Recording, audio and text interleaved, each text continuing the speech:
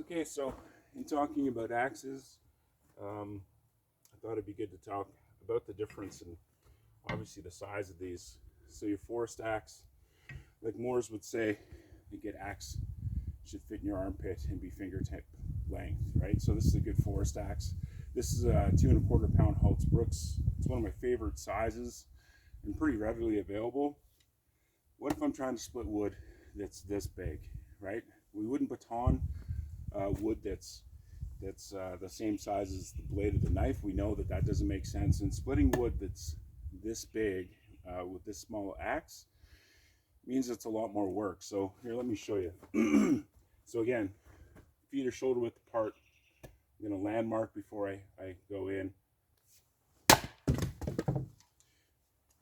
And so because I'm using poplar here, I kind of make myself look like a giant, but the reality of it is that that's a big chunk of wood. It's very dry. And normally that might give me a lot more problems. So let me see if I can pick on something here. So this one here, full of knots. This should give me more problems, hopefully. Okay, so again, legs shoulder width apart. Landmarking before I go to strike. There.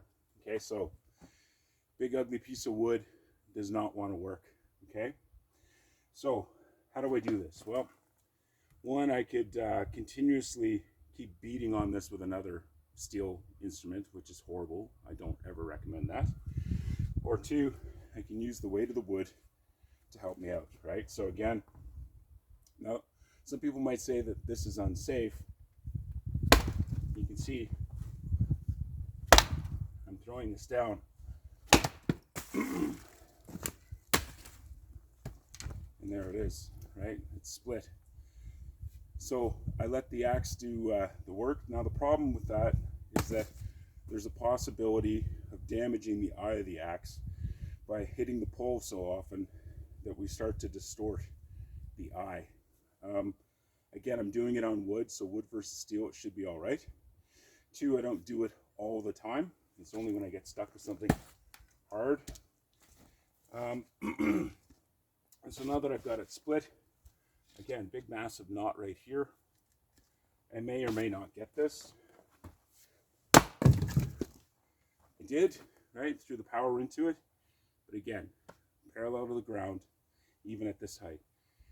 Hopefully you noticed that I kind of end up looking a little more sumo than I'd like, but almost like a sumo wrestler when I finish this, where my knees are squatted down because I need to get like so, right? So the big thing is that I'm not swinging for the fences, because we can see the damage that that could possibly do, right? So real important, safe axe use. This tool, like Moores would say, it doesn't care if it cuts you or if it cuts wood. It does both equally well, okay? And the worst accidents in the woods come from this tool.